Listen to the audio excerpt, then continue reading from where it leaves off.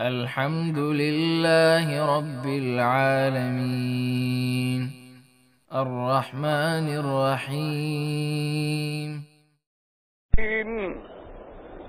إن تمسكتم بهما فلن تضلوا بعدي أبدا كتاب الله وسنتي أو كما قال رسول الله صلى الله عليه وسلم صدق الله العلي العظيم وصدق رسوله النبي الكريم ونحن على ذلك لمن الشاهدين ومن الشاكرين والحمد لله رب العالمين رب اشرح لي صدري ويسر لي أمري واحلل عقدة من لساني يفقهوا قولي سبحانك لا علم لنا إلا ما علمتنا إنك أنت العليم الحكيم. برادران اسلام، واجب الاحترام بزرگوں، دوستوں اور بھائیوں، اللہ تبارک و تعالیٰ کے کلام مقدس میں سے ایک آیت مبارکہ اور آقا انعامدار حبیب کبریا سیدنا محمد مصطفیٰ صلی اللہ علیہ وعلا آلہ واصحابہ وسلم تسلیما کثیرا کثیرا کے فرامین مبارکہ میں سے ایک حدیث تلاوت کی ہے. دعا فرمائیں کہ اللہ تبارک و تعالی اس عاجز کو مال اہل صحت عافیت کاملہ دائمہ اور ہر حق بات کہنے کی توفیق عطا فرمائیں. اللہ ہم سب کو حق پر چلنے کی توفیق عطا فرمائیں. پروردگار عالم تمام آنے والوں کی پریشانیاں، بیماریاں ظاہری باطنی دور فرمائیں اور حاضری منظور و مقبول فرمائیں. میں نے اپنے چند روزہ معروضات میں جو مسئلہ عرض کیا تھا اس کا خلاصہ یہ ہے کہ اللہ تبارک و تعالیٰ کی ذات بھی وحدہ لا شریک لہ، یعنی اس کی ذات میں بھی کوئی شریک نہیں ہے، اور میرے اللہ کے جو صفات خاصہ ہیں ان میں بھی اللہ کا کوئی شریک نہیں ہے. اور دوسری بات یہ تھی کہ علم غیب جو ہے یہ میرے اللہ کی صفت ہے، اللہ کی صفت خاصہ ہے. علم غیب میں بھی اللہ کا کوئی شریک نہیں ہے. تمام علوم غیوب کا کلی کامل مکمل تفصیلی علم جو ہے وہ میرے اللہ کے پاس ہے. اللہ تبارک و تعالی چاہتے ہیں تو اپنے انبیاء علیہم السلام پر غیب کے بعض جزئیات کو کھول دیتے ہیں. اللہ اگر چاہتے ہیں تو اپنے اولیاء پر بھی غیب کھول دیتے ہیں، لیکن اللہ تبارک و تعالی نہ چاہیں تو کسی اللہ کے فرشتے کو، اللہ کے پیغمبر کو، اللہ کے ولی کو نہ زندگی میں نہ موت کے بعد علم نہیں ہے. اور یہ مسئلہ جو ہے اللہ کے قرآن کا ہے اور فرمان رسول محمد مصطفیٰ کا ہے. اور اسی مسئلے کی کمزوری سے آدمی شرک میں پڑتا ہے کہ جب آدمی کسی کو پکارتا ہے، جب آدمی کسی کی نظر مانتا ہے، جب آدمی کسی کو مدد کے لیے پکارتا ہے، اس کا معنی ہے کہ وہ اس کو عالم الغیب جانتا ہے، اس کا عقیدہ ہے کہ وہ اس کی فریاد کو سنتا ہے اور اس کے دکھ درد کو دور کرتا ہے. اور جب یہ عقیدہ ہو جائے تو یہ شرک آ جاتا ہے. اللہ تبارک و تعالی ہر مسلمان کو، ہر کلمے پڑھنے والے کو شرک سے بچائیں، بدعات سے بچائیں، گناہوں سے بچائیں اور اپنے پاک نبی سرکار مدینہ کا غلام بنائیں. اللہ پاک سے دعا کریں، آپ درود شریف پڑھیں اور میں اپنے معروضات عرض کروں. حاضر ناظر ہونا جو ہے یہ بھی میرے اللہ کی صفت ہے کہ اللہ تبارک و تعالی اپنے معیت علم کے ساتھ، یہ نہیں کہ اللہ ہر جگہ آ جاتے ہیں. جیسے یہ جو ہے بیت اللہ، یہ کس کا گھر ہے؟ اللہ کا. اس کا معنی یہ نہیں کہ اللہ اس میں رہتے ہیں، نعوذ باللہ. اللہ نے نسبت کر دی کہ میرا گھر ہے، بس اس وجہ سے ہم کہتے ہیں کہ بیت اللہ ہے، ورنہ اللہ کا مقام علو ہے، اللہ کا مقام عرش اعلی ہے. اللہ تبارک و تعالی کا مقام جو ہے، اب دیکھیں ہر بندہ یوں دعا مانگتا ہے کیونکہ اللہ کا مقام ہی علو ہے، اللہ کا مقام ہی عرش اعلی ہے. لیکن کعبے کو کہہ دیا میرا گھر ہے. اسی طرح نبی پاک کو فرمایا کہ میرا رسول ہے، انبیاء کو فرمایا کہ میرے پیغمبر ہیں، اپنے پیارے بندوں کو کہہ دیا کہ میرے بندے ہیں. ہر جگہ موجود ہونے کا معنی کیا ہے کہ ہر چیز جب اللہ کے علم میں ہے تو معیت علم کی وجہ سے وہ ہر جگہ موجود ہیں، ورنہ مقام ان کا علو ہے. حاضر ناظر ہونا یہ صفت بھی میرے اللہ کی ہے. کوئی بندہ اگر جبریل کو، ملک کو، نبی کو، سرکار دو عالم، سرکار مدینہ سیدنا محمد الرسول اللہ صلی اللہ علیہ وسلم کے بارے میں یہ عقیدہ رکھے کہ حضور بھی ہر جگہ موجود ہیں یا ہمارا مرشد بھی ہر جگہ موجود ہے، تو یہ عقیدہ بھی اللہ کی صفت میں شرک کے برابر ہے اور آدمی مشرک بن جاتا ہے. اللہ ہر مسلمان کو شرک سے محفوظ رکھے.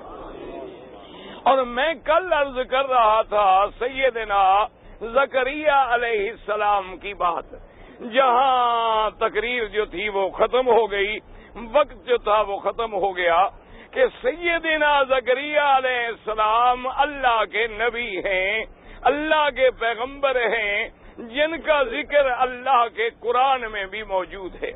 بی بی مریم جو ہیں بڑی شان والی بی بی ہیں، صدیقہ ہیں، جن کے بارے میں پیدائش کے بعد تمام اللہ کے صالح بندے یہ چاہتے تھے کہ ہم پرورش کریں. آخر فیصلہ ہوا کہ بھی جھگڑا نہ کرو، ہر بندے کا نام ایک قلم کانے کی لے لو، اس پہ لکھ دو اور دریا میں ڈال دو. جو قلمیں نیچے بہ جائیں ان کا کوئی حق نہیں ہے، اور جو قلم دریا کے پانی کے رخ پہ اوپر چلی جائے وہ بندہ بی بی مریم کی کفالت کرے. تو اب جب وہ کلمیں لکھی گئیں، کلمیں ڈالی گئیں، تو اللہ کا فیصلہ یہی تھا کہ حضرت سیدنا زکریا علیہ السلام کی قلم مبارک جو تھی اوپر تیر گئی. اس واقعے کو اللہ نے خود قرآن میں بیان فرمایا ہے. فرمایا وما كنت لديهم اذ يلقون اقلامهم ايهم يكفل مريم. اللہ نے فرمایا میرے مدنی صلی اللہ علیہ وسلم وما كنت لديهم، آپ ان کے پاس موجود نہیں تھے جب وہ کلمے ڈال کے قرآ ڈال رہے تھے، آپ وہاں موجود نہیں تھے جب وہ جھگڑ رہے تھے، آپ وہاں موجود نہیں تھے.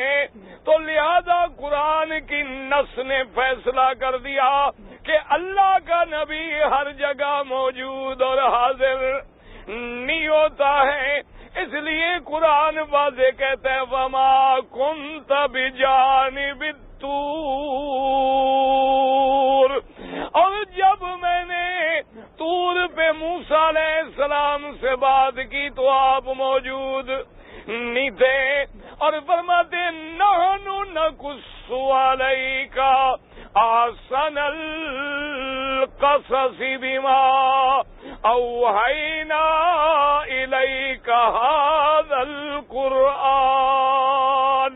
اور میرا مدنی میں نے بڑے خوبصورت بہتر قصے، انبیاء کے قصے، حضرت موسیٰ کا قصہ، حضرت زکریا، حضرت عیسیٰ، حضرت آدم، حضرت یوسف کا قصہ آپ پہ وحی کر کے بھیجا ہے، اور جب تک میں نے وحی نہیں کی آپ کو ان کے بارے میں کوئی علم مبارک نہیں تھا۔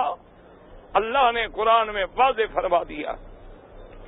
اب جب بی بی مریم، سب کہہ دو علیہ السلام، بی بی مریم بھی صدیقہ ہیں، سیدنا عیسیٰ علیہ السلام کی اماں ہے، اور یہ شان والی بی بی ہے جس کا نام اللہ نے قرآن میں ذکر کیا ہے، ورنہ سارے قرآن میں اللہ نے میرے مدنی کی کسی بی بی کا نام نہیں لیا، کسی پیغمبر کی بیوی کا نام نہیں لیا، کسی پیغمبر کی ماں کا نام نہیں لیا، اللہ نے صرف عیسیٰ علیہ السلام کی اماں کا نام لیا۔ وجہ کیا تھی کہ عیسیٰ علیہ السلام کے باپ نہیں ہیں، اللہ نے ان کو بغیر باپ کے پیدا کیا، اور علماء نے مسئلہ نکالا ہے کہ سارے قرآن پہ نظر ڈالو، قرآن کا منشا یہ ہے کہ عورت کا نام لے کر بھی نہ پکارا جائے، جیسے اس کے بدن پر پردہ ہے ایسے اس کے نام کا بھی پردہ ہے۔ دعا کر اللہ تبارک و تعالی ہمیں بھی پردے کی توفیق دے۔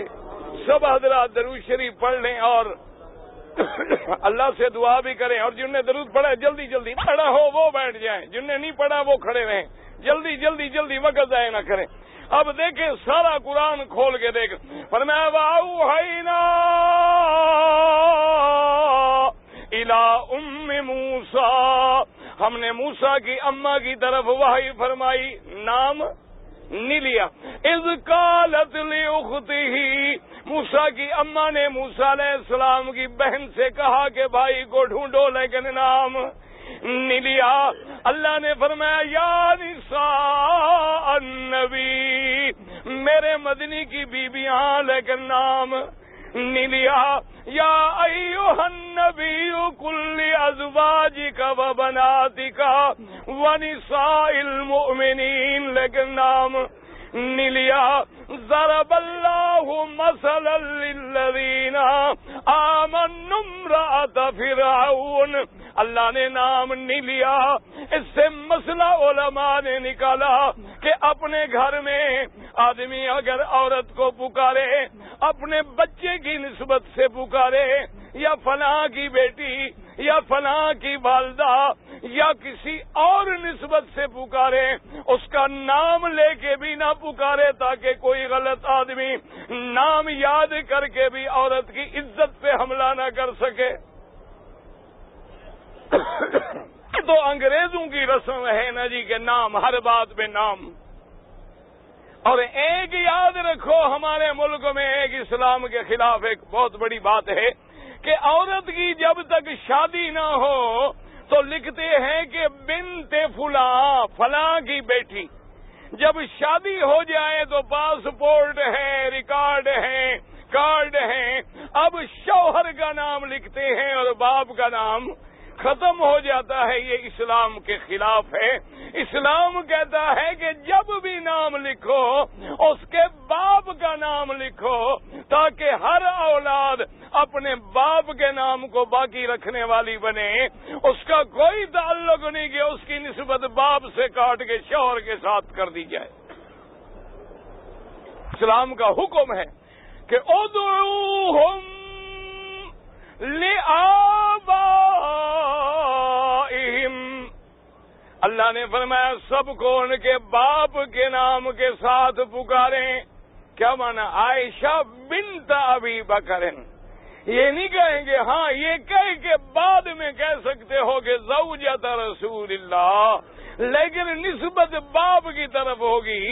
لیکن یہ ایک شان والی بیوی ہے کہ اللہ نے جس کا نام بھی قرآن میں لیا ہے، اور اس کے بعد پورے قرآن کی سورت کا نام بھی سورت مریم۔ یہ اتنی شان والی بیوی ہے جس کو اللہ نے یہ عظمت بخشی ہے. تو اسلام نے تو عورت کو یہ عزت دی ہے، یہ مقام دیا ہے کہ عورت کی آواز پہ پردہ. عورت اذان کہہ سکتی ہے؟ کیوں نہیں کہہ سکتی؟ اذان گناہ ہے نہ. اذان کہنا گناہ کا کام ہے، نیکی کا کام ہے. لیکن عورت اذان نہیں کہہ سکتی، عورت مسجد میں امام نہیں بن سکتی، عورت زور سے قرآن بھی نہیں پڑھ سکتی. وجہ کیا ہے کہ اس کے جسم پہ بھی پردہ، آواز پہ بھی پردہ، کہ اس کی آواز بھی کوئی غیر بندہ سن کے فتنے میں مبتلا نہ ہو جائے. اب بی بی مریم کی جب کفالت ہو گئی، سیدنا زکریا علیہ السلام لے آئے.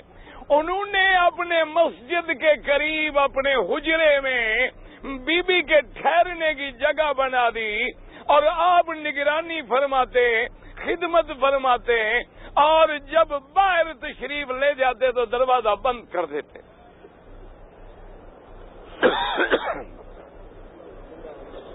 سے ہمیں کیا سبق ملا کہ اگر عورت اکیلی گھر میں ہے تو دروازہ بند ہو، وہ کسی غیر پہ نظر. اسلام کا حکم ہے کہ کسی کے دروازے پہ جاؤ تو سامنے نہ کھڑے ہو جاؤ، بلکہ کونے سے کھڑے ہو جاؤ، کنارے سے کھڑے ہو جاؤ، تاکہ ایسا نہ ہو کہ آواز دو اور دروازہ کھلے اور تیری نظر سیدھی اندر جا پڑے. اسلام نے اس سے بھی منع کیا ہے. اور اسلام کا یہ حکم ہے کہ اگر کوئی دروازہ کھٹکھٹائے تو عورت ترش جواب دے کہ بھی گھر والا موجود نہیں ہے، بعد میں آئے. نرم بات نہ کرے کہ سننے والے کے دل میں فتنہ نہ پڑ جائے. اسلام نے اتنی پابندیاں لگائی ہیں. وجہ کیا ہے؟ یاد رکھو کہ جتنی قیمتی چیز ہے اتنی محفوظ ہوتی ہے.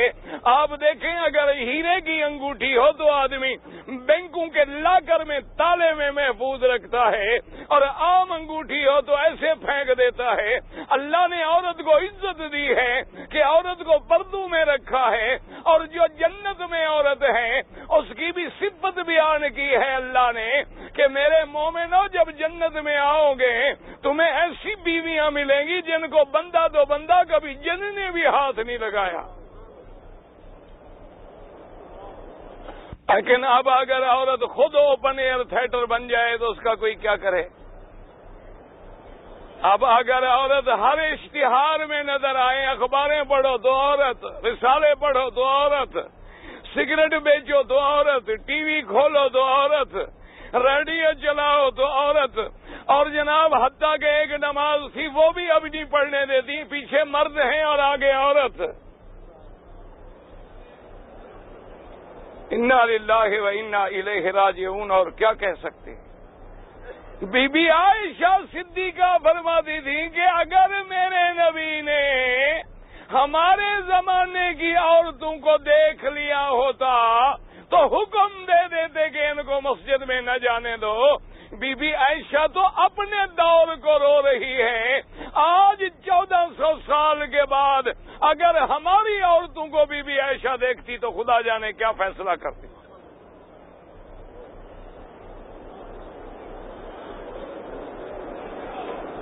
تو سیدنا زکریا علیہ السلام دروازہ بند کر کے تشریف لے جاتے ہیں. ایک دن واپس آئے، آگے تالا کھولا، دروازہ کھولا، اندر تشریف لے گئے تو کیا دیکھتے ہیں کہ بی بی تو چھوٹی تھی، بیٹھی ہوئی ہیں، اور آپ کے ساتھ بڑے عجیب قسم کے پھل پڑے ہوئے ہیں، فروٹ پڑے ہوئے ہیں، اور ایسے ایسے پھل موجود ہیں جن کی موسم بھی کوئی نہیں. یعنی آم موجود ہے، آم کا موسم نہیں، سیب موجود ہے، سیب کا موسم نہیں، انگور موجود ہے، انگور کا موسم نہیں. حضرت زکریا نے جب دیکھا تو حیران ہو گئے. اللہ نے قرآن مقدس میں ذکر فرمایا، کلما دخل علیہا زکریا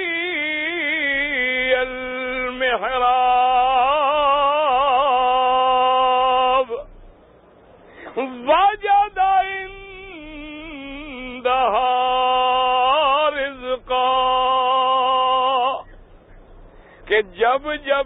داخل ہوتے حضرت زکریا بی بی مریم کے پاس دیکھتے رزق اللہ کا دیا ہوا، فواکہ موجود ہیں، پھل موجود ہیں۔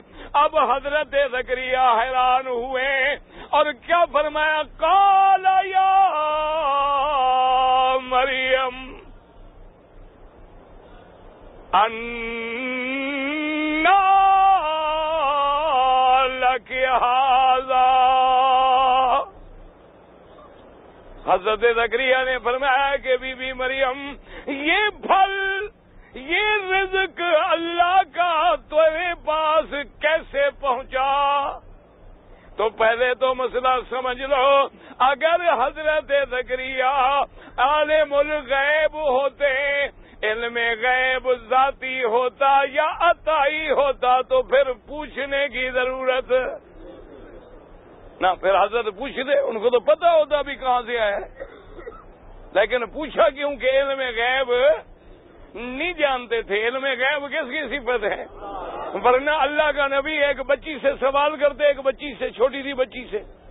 اللہ کا قرآن ہے کہ قال یا مریم انا لک ھذا، اور اس کے بعد بی بی نے کیا جواب دیا؟ اللہ اکبر! بی بی نے کیا فرمایا کہ زکریا علیہ السلام، کمال ہے تم نبی ہو اور میں ولیہ ہوں، میں جو چاہوں جب چاہوں جہاں سے چاہوں دے دوں۔ لیکن بی بی کیا کہتی ہے؟ قالت ہوا من عند اللہ۔ بی بی نے کیا کہا؟ کس نے دیا ہے؟ کس نے دیا ہے؟ ہاں جی، اللہ تبارک و تعالیٰ نے۔ اور آگے اچھا، اتنی بات تو کافی تھی نا۔ حضرت نے کیا پوچھا تھا کہ یہ کہاں سے آئے؟ بی بی نے کیا جواب دیا؟ اللہ نے دیا۔ بات ختم ہو گئی نا، جواب تو کافی ہے، لیکن بی بی نے مسئلہ بھی ساتھ سمجھا دیا۔ ان اللہ یرزق من یشاء بغیر حساب، کہ اللہ رزق دیتے ہیں جس کو چاہیں بغیر حساب۔ دعا مانگ اللہ ہمیں بھی بغیر حساب کے عطا فرما دے، اللہ جنت بھی بغیر حساب کے عطا فرما دے۔ حدیث سے مبارک ہے، میرے مدنی پہ درود پڑھے، میں حدیث عرض کروں صلی اللہ علیہ وسلم۔ ہو مدینے جاؤ تو راستے میں مکے سے لے کر مدینے تک درود پڑھو اور ادب سے جانا۔ اللہ اپنے گستاخوں کو تو معاف کر دیتا ہے، لیکن محبوب کے گستاخوں کو معاف نہیں کرتا۔ ہاں ہاں، مدینہ ایسے نہ سمجھنا کہ بس ایک شہر ہے،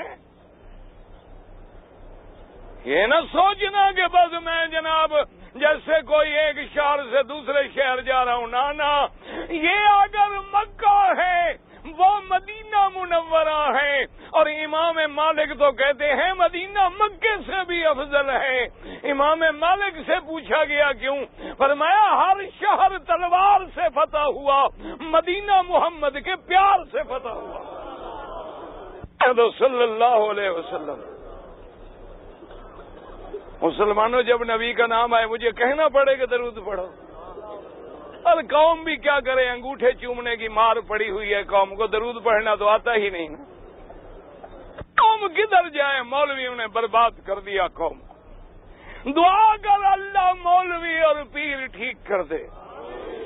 جب تک یہ انجن ٹھیک نہیں ہوں گے پٹڑی پہ ڈبے نہیں چلیں گے۔ کسی نے عرس کے نام پہ لوٹا ہے، کسی نے جہلم کے نام پہ لوٹا، کسی نے محرم کے نام پہ لوٹا، کسی نے حضرت حسین کے تعزیے کا دھوکہ دیا، کسی نے محمد مدنی کی محبت کا دھوکہ دیا ہے، دین سے لوگوں کو ہٹا ڈالا ہے۔ خدا کی قسم ہے، اللہ کا کعبہ میرے سامنے ہے، ساری زندگی عبادت کرتے رہو، جب تک اس پہ میرے مدنی کی مہر نہ ہوگی اللہ منہ پہ مار دیں گے۔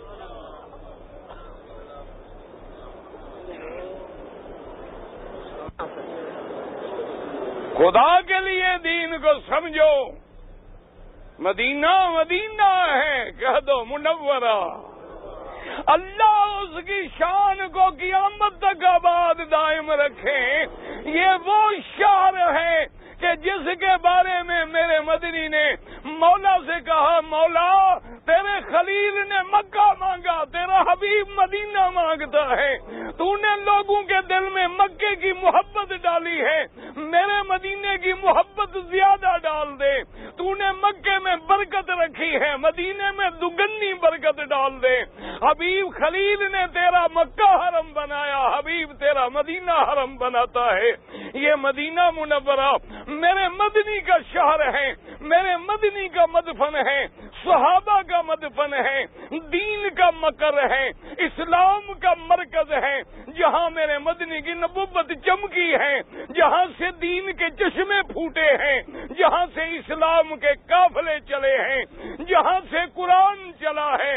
اور یہ وہ زمانہ ہے مدینے کا, نماز اترے تو مدینے میں, حج اترا تو مدینے میں, زکوٰۃ اتری تو مدینے میں, جہاد اتری تو مدینے میں, ساری شریعت اللہ نے اتاری تو محمد کے مدینے میں اتاری ہے.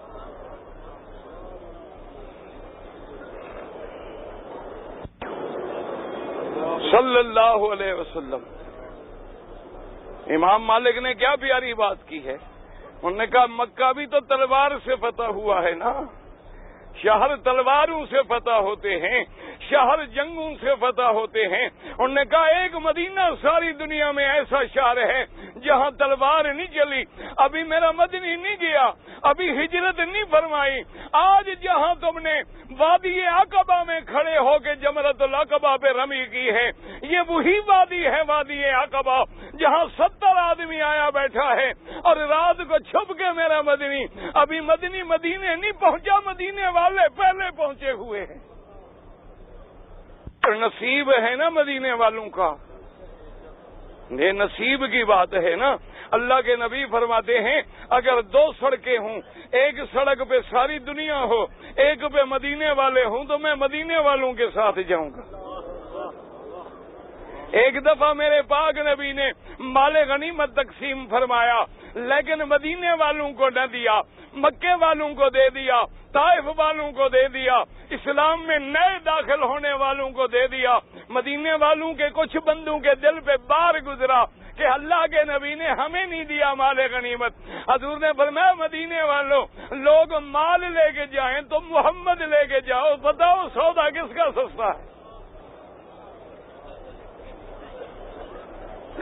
صلی اللہ علیہ وسلم. تاکہ بندو ہمیں اللہ معاف کرے. الحمدللہ دل میں کوئی عداوت نہیں. جو انگوٹھے چومتے ہیں ہمیں کیا جھگڑا ہے, ہمیں صرف یہ کہنا ہے کہ خدا کے لیے ایک ایسی بات کو جس کا قرآن میں ذکر نہیں, حدیث میں ذکر نہیں, 1,00,000 صحابہ میں ذکر نہیں, اہل بیت میں ذکر نہیں, جس کا عمل اہل بیت میں نہیں, صحابہ میں نہیں, تم اپنے عقل سے محبت کے طریقے نہ نکالو. خدا کے لیے تم بھی محمد مدنی کی سنت پہ آ جاؤ.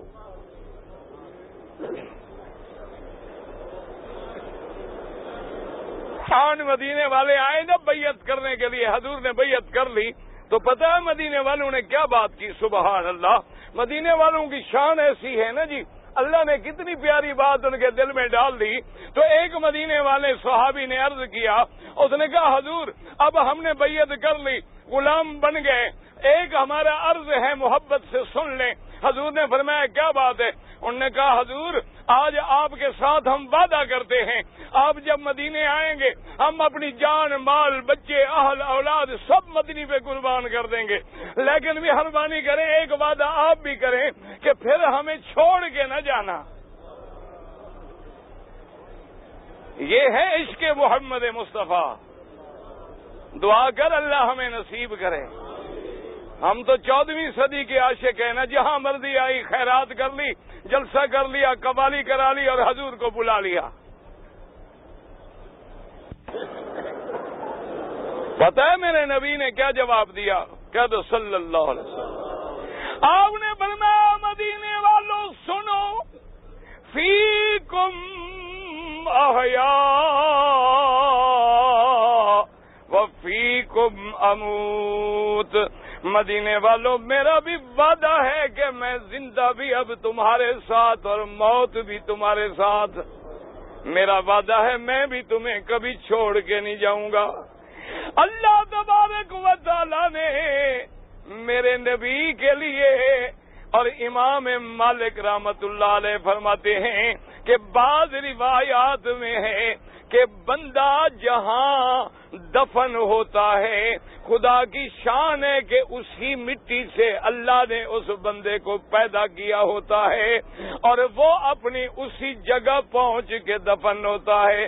امام مالک فرماتے ہیں کہ جب میرا مدنی ساری کائنات سے افضل، سارے نبیوں سے افضل، سارے رسولوں سے افضل ہے اور میرے مدنی کا دفن مدینے میں ہے، تو معلوم ہوا کہ میرے مدنی کی مٹی بھی اللہ نے مدینے سے لی تھی، تو معلوم یہ ہوا کہ وہ مٹی بھی پھر سب سے افضل ہے، کیونکہ جس سے اللہ نے میرے مدنی محمد پاک کو پیدا فرمایا ہے، جس کی شان کے برابر کسی کو شان نہیں ملا ہے. یاد رکھو مدینے کا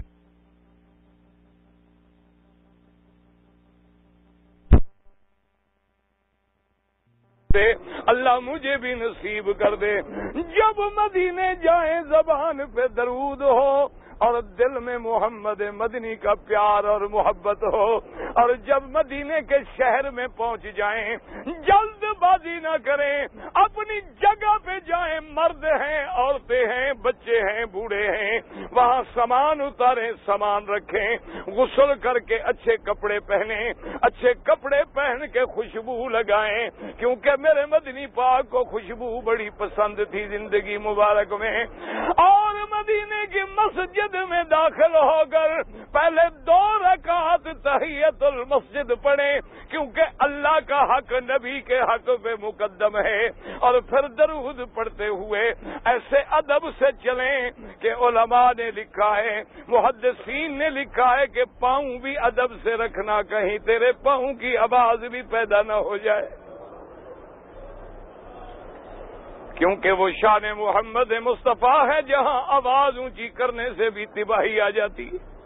حکم ہے کہ لا ترفعوا اصواتکم فوق صوت النبی ولا تجهروا له بالقول كجهر بعضكم لبعض ان تحبط اعمالكم وانتم لا تشعرون.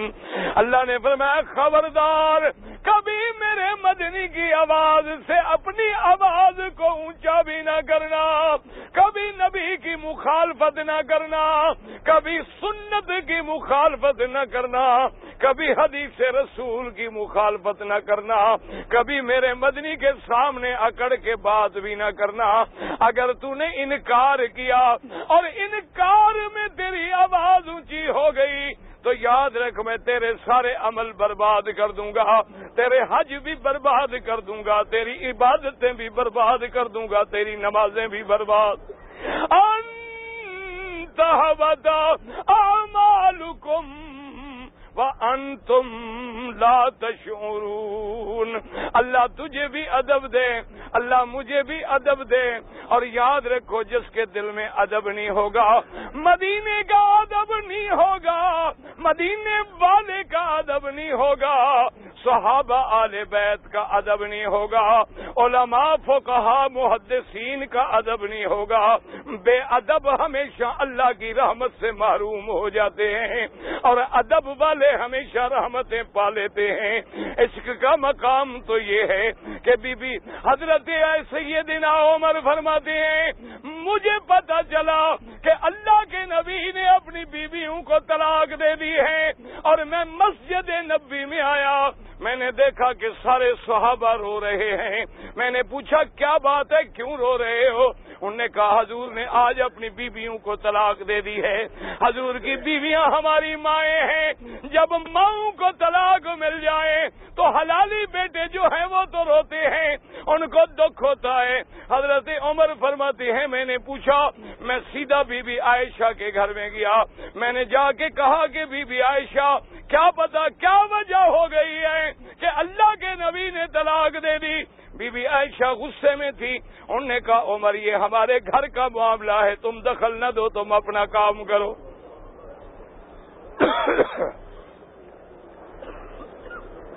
اللہ اکبر. حضرت عمر فرماتے ہیں کہ میں بیٹی کے پاس آیا, بی بی حفصہ حضرت عمر کی بیٹی ہے اور زوج محمد مصطفیٰ ہے. آتے ہوئے کہا کہ حفصہ میں نے تمہیں کہا تھا کہ حضور کو تنگ نہ کیا کرو, اب اچھا ہوا کہ نبی نے طلاق دے دی ہے. آگے بھی تو عمر کی بیٹی تھی نا, اس نے کہا حضرت عمر تم میرے باپ ہو, بس مہربانی کرو, یہ ہمارا شوہر بیوی کا معاملہ ہے, کیوں دخل دیتے ہو تم.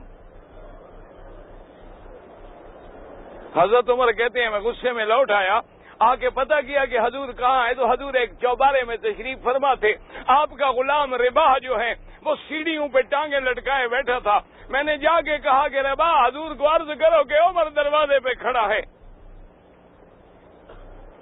اب دیکھو عشق کا معاملہ یہ ہے, عشق دعا کر اللہ ہمیں سچا عاشق بنائے.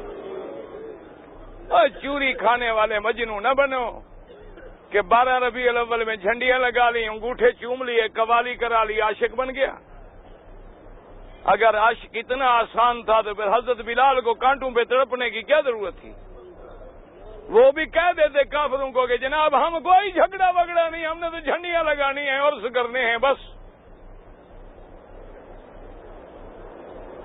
وہ کہتے ٹھیک ہے جا کے کرو. کافر تو خود آئے تھے میرے نبی کے پاس, کہنے لگے حضور ہم صلح کر لیتے ہیں, آپ ہمارے خداؤں کو کچھ نہ کہیں, ہم آپ کے خدا کو نہیں چھیڑتے, آپ اپنا کام کریں, ہم اپنا کام کرتے رہتے ہیں. حضور نے فرمایا ظالموں میں اللہ کی توحید چھوڑ دوں.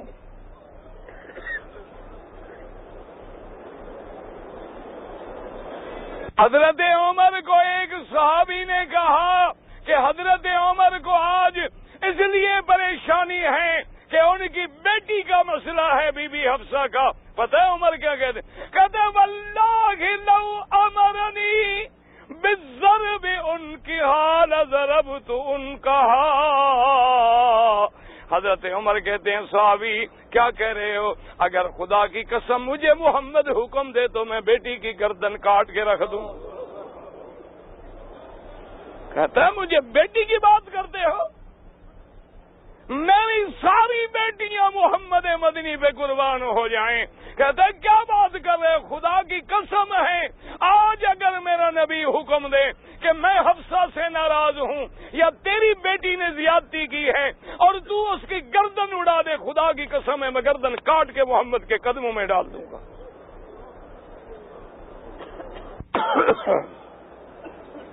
میرے یاد رکھو میرے بھائی, عشق اللہ تجھے بھی نصیب کرے, اللہ مجھے بھی نصیب. عشق کا معنی ہے اتباع محمد مصطفیٰ, مدنی کے غلام بن جاؤ, مدنی کے فرمان پہ جانے قربان کر دو. ایک طرف چاند جیسی بیوی ہے وہ کہتی ہے داڑھی نہ رکھو, ایک طرف محمد کا فرمان ہے بیوی چھوڑ دو لیکن محمد کا فرمان نہ چھوڑو.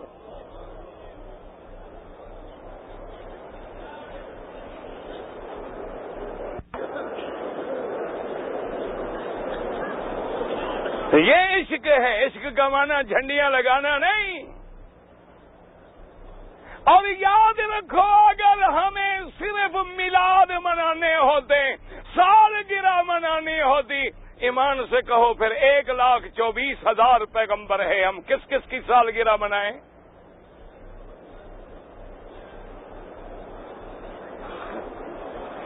اسلام کا فلسفہ سمجھو. اسلام یہ نہیں کہتا کہ اسماعیل کی اماں کی سالگرہ مناؤ. اسلام کہتا ہے جیسے اماں دوڑی تھی تم دوڑو, اور وہ وقت یاد کرو کہ جب پانی نہ ہو, بچہ تڑپ رہا ہو تو کس سے مانگا جاتا ہے؟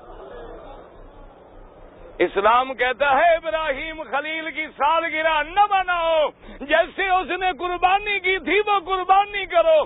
تیرے اندر جذبہ پیدا ہو کہ اللہ بکرا مانگے حاضر ہے, جان مانگے حاضر ہے. یہ ہے عشق محمد مصطفیٰ۔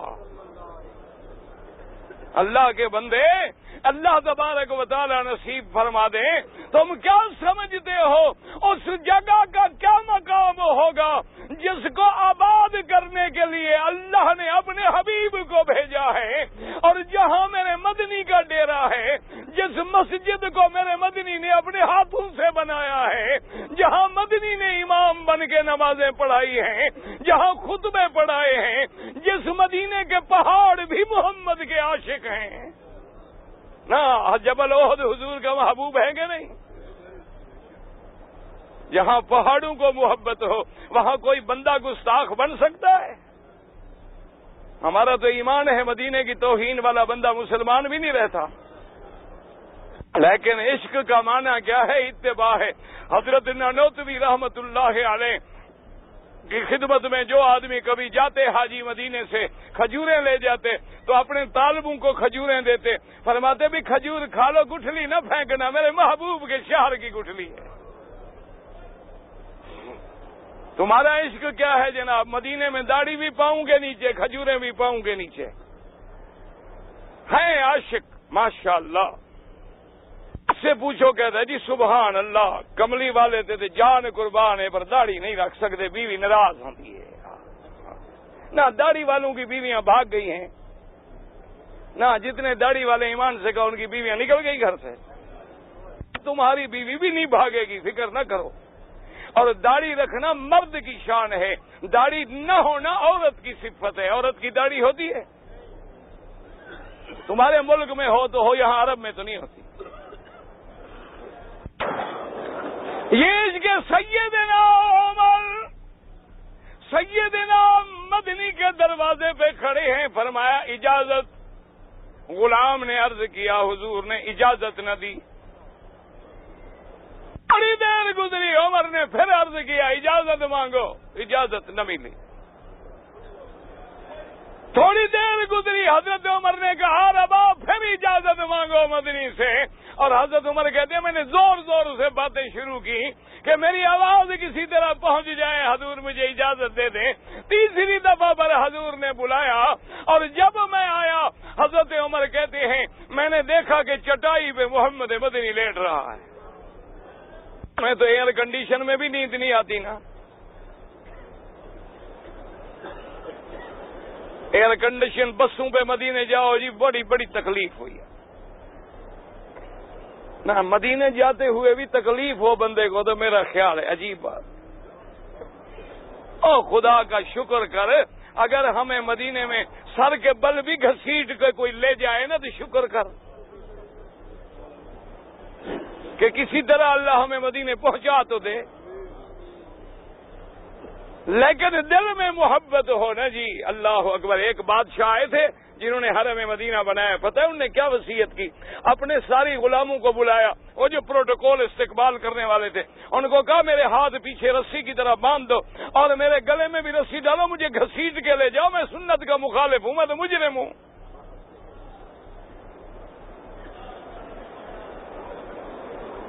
مدینے تیسری دفعہ جب اجازت ملی تو حضرت عمر فرماتے ہیں حضور چارپائی بھی نہیں ہے، بستر بھی نہیں ہے، پرچھی پہ لیٹے ہوئے ہیں اور بدن مبارک پہ پرچھی کے داغ ہیں، ایک مشکیزہ لٹکی ہوئی ہے، ایک چمڑا پڑا ہوا ہے۔ میں نے دیکھا تو میں رو پڑا، میں نے کہا کہ یا رسول اللہ کیسر و کسرا کے بادشاہوں کے دربار دیکھیں اور آپ کے دربار میں یہ عالم ہے۔ حضور نے فرمایا عمر تم اس بات پہ راضی نہیں، ان کے لیے دنیا ہے اور ہمارے لیے آخرت ہے۔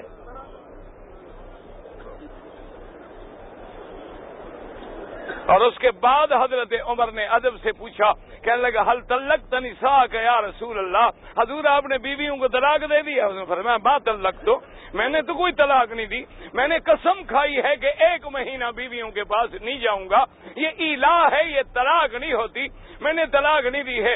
حضرت عمر خوش ہو گئے، آپ نے فرمایا اللہ اکبر، اور آپ کی آواز اتنی اونچی تھی ماشاءاللہ سب صحابہ کو پہنچ گئی کہ عمر خوش ہو رہا ہے تو معاملہ خیر کا ہے، معلوم ہوتا ہے طلاق نہیں دی حضور پاک نے۔ اور اس کے بعد حضرت عمر کہتے ہیں میں نے کہا کہ حضور چونکہ کچھ غم میں ہیں تو کوئی ایسی بات کروں کہ حضور خوش ہو جائیں، میں نے کہا حضور عورتوں کا دماغ تو آپ نے خراب کیا ہے،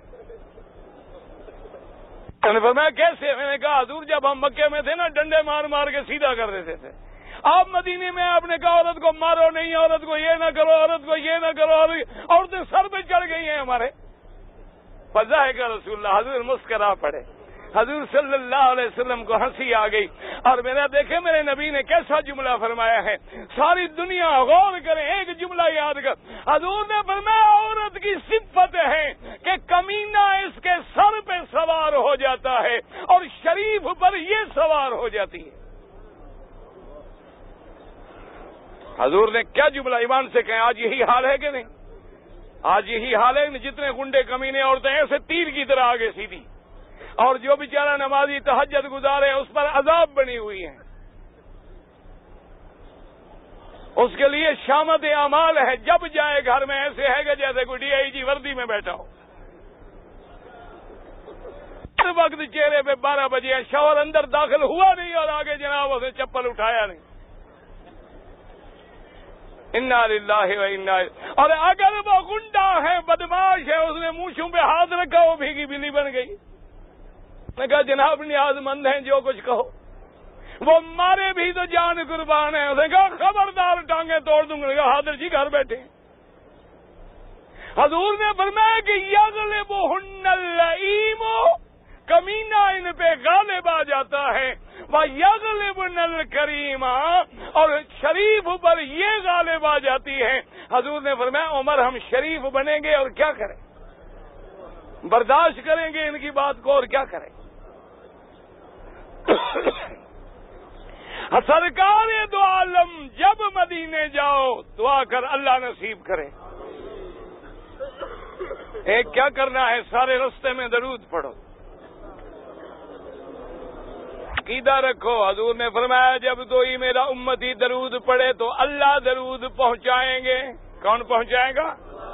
یہ نہیں کہ میرا مدنی آئیں گے. درود کون پہنچائے گا؟ اللہ پہنچائیں گے. اس لیے امام ابو حنیفہ، پیران پیر عبد القادر جیلانی، امام احمد ابن حنبل، امام شافعی، امام مالک رحمت اللہ علیہم نے لکھا ہے کہ اگر کوئی بندہ نکاح کرے اور کہے کہ ایک گواہ میرا اللہ ہے اور ایک گواہ رسول اللہ ہے تو وہ کافر ہو جاتا ہے.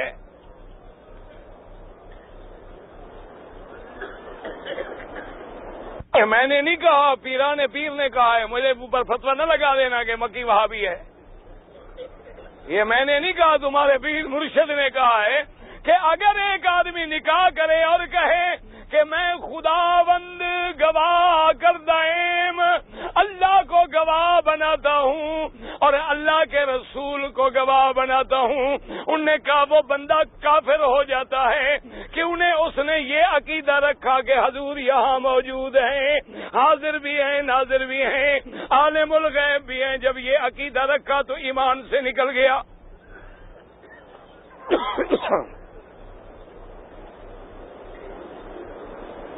ہمارے ہاں تو مثال بن گئے ہیں، صحیح کیا گواش ہو پیر جانی جان، یعنی سب کچھ جانتے ہیں. پیروں کو نہ ایمان سے کہو، ان کو پتا ہو جو ہم نے مرنا ہے یہ مرتے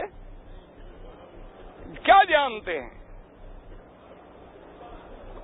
کتنے پیر ہیں جن کی اولاد نہیں ہے، کتنے پیر ہیں جو بیمار ہیں، کتنے پیر ہیں جو دکھ میں ہیں، تکلیفوں میں ہیں. کیوں؟ کون مالک ہے؟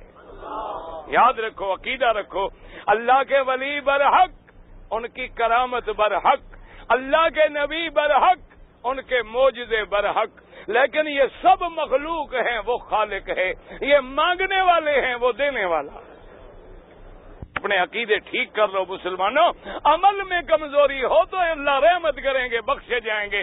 لیکن عقیدہ ٹیڑھا میڑھا ہوا تو پھر جہنم کے علاوہ ٹھکانہ کوئی. بڑے سے بڑا گناہ ہے، میرا مالک بخشنے پہ تیار ہے. اس نے قرآن میں فیصلہ کر دیا ہے، لا یغفر ان یشرک بہ. فرمایا میرا بندہ باغی نہ بن، میرا مشرک نہ بن. باقی تیرے گناہ ریت کے ذرے کے برابر بھی ہوں تو میں بخشنے پہ تیار ہوں. اور جب مدینہ منورہ میں پہنچ جائیں یاد رکھو سنت طریقہ کیا ہے؟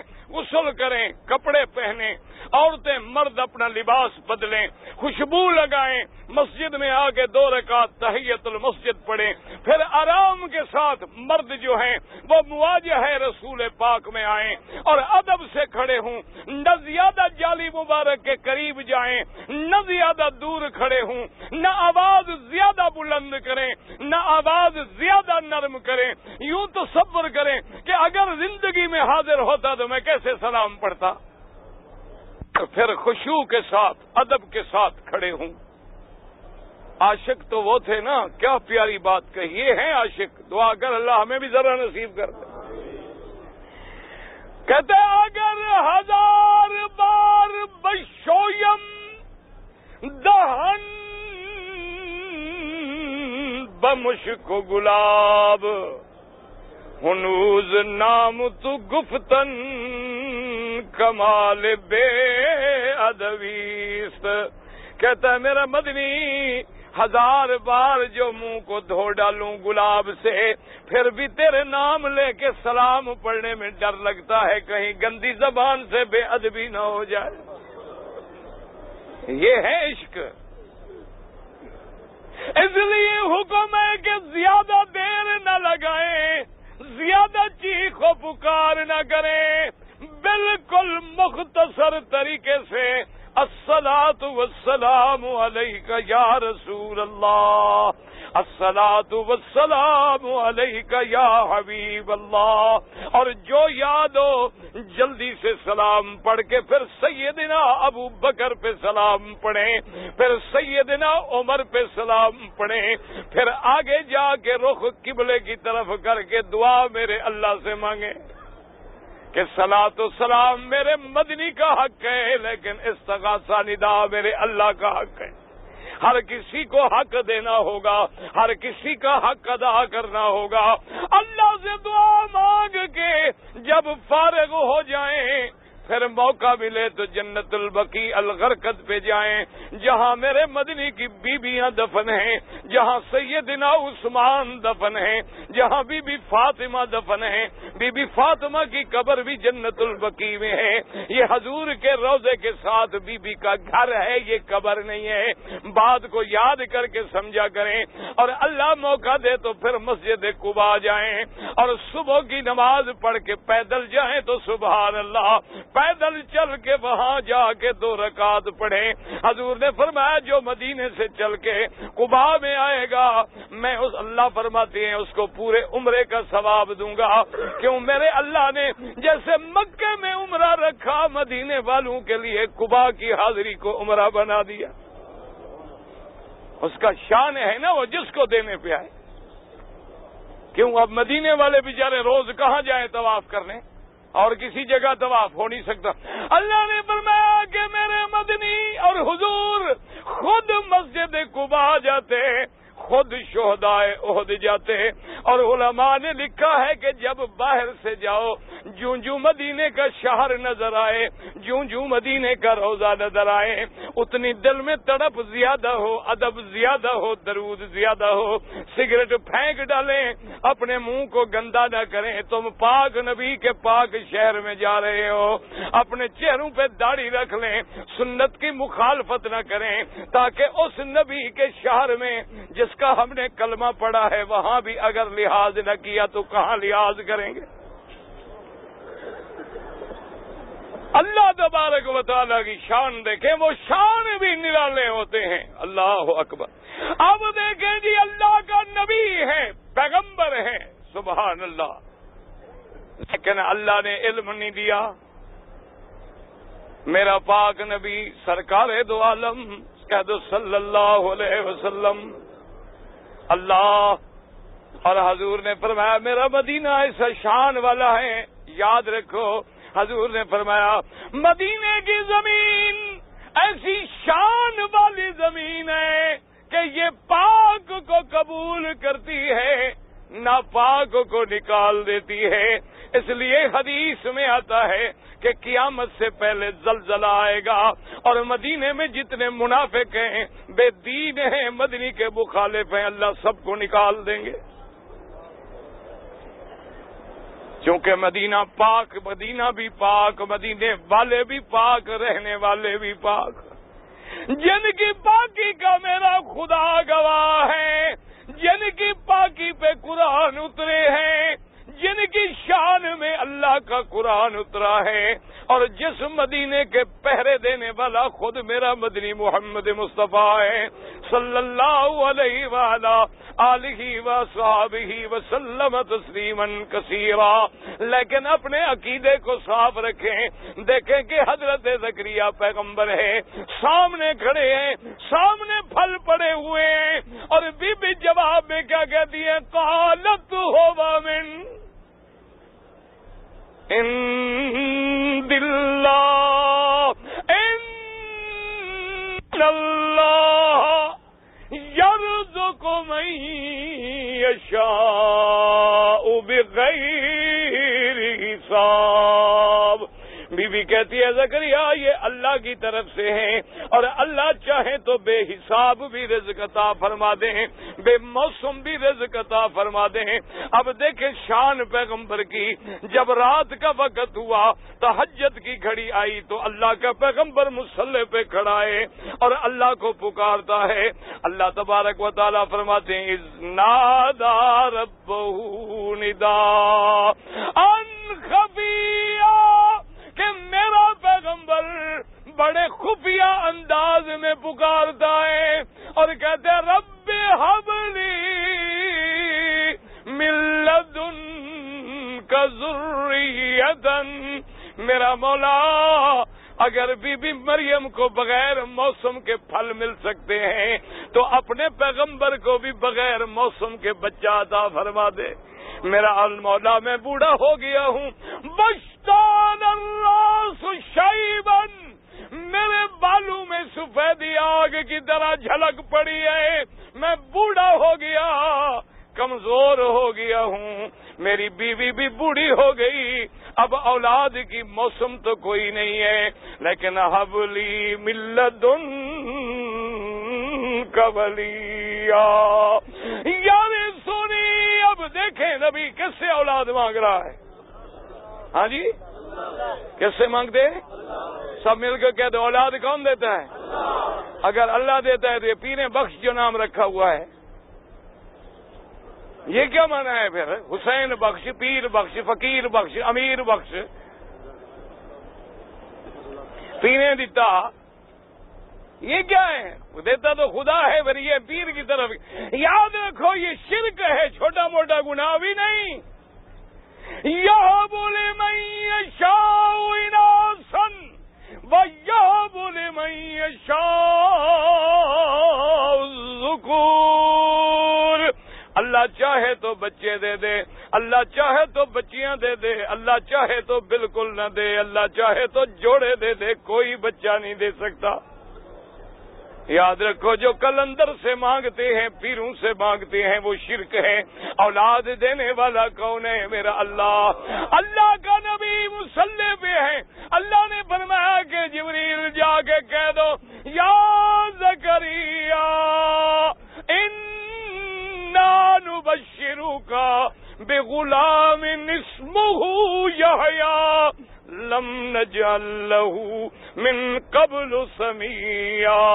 اللہ نے فرمایا زکریا تیری فریاد میں نے سن لی ہے، تمہیں ہم بچہ دیں گے، اور بچہ بھی ایسا ہوگا جس کا نام بھی ہم رکھیں گے اور اس کو بھی نبوت سے سرفراز کریں گے۔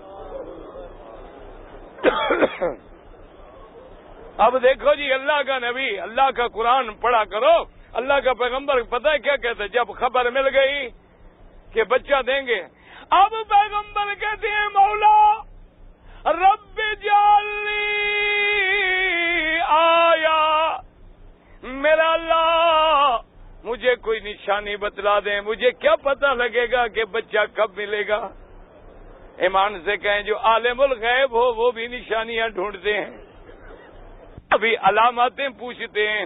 وجہ کیا ہے کہ پیغمبر کو یقین ہے کہ میرا اللہ مجھے بچہ دیں گے، لیکن تفصیل کا پتہ کوئی نہیں، اسی بوڑھی بیوی سے دیں گے، کسی اور بیوی سے دیں گے، مجھے مجھے جوان کر دیں گے یا بڑھاپے میں طاقت دے دیں گے، ان تفصیلات کا کوئی پتہ نہیں۔ ساری تفصیل کا علم کس کو ہے؟ میرے اللہ کو ہے، کیونکہ عالم الغیب ہونا کس کی صفت ہے؟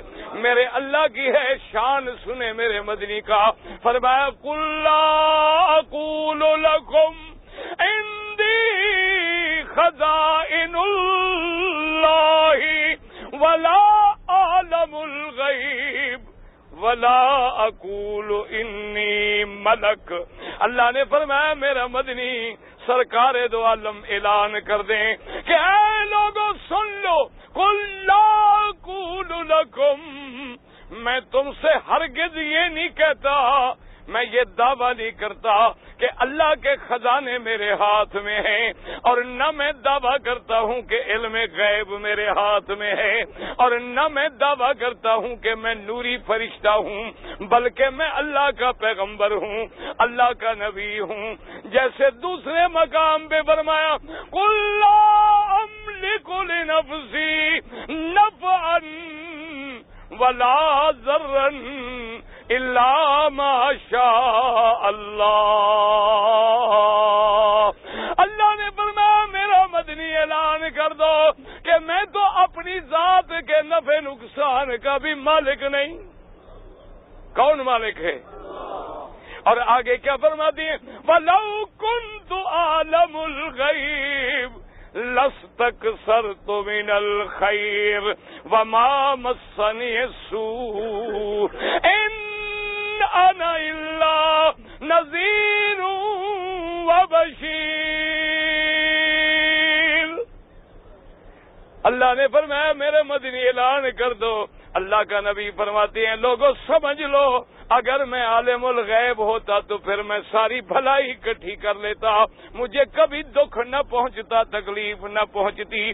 یاد رکھو میں عالم الغیب نہیں، میں تو اللہ کا بھیجا ہوا ہوں، ڈرانے والا، بشارت دینے والا، انکار کرنے کو ڈرانے والا، ماننے والوں کو جنت کی بشارت دینے والا۔ إِنَّ أَنَا إِلَّا نَذِيرٌ وَبَشِيرٌ۔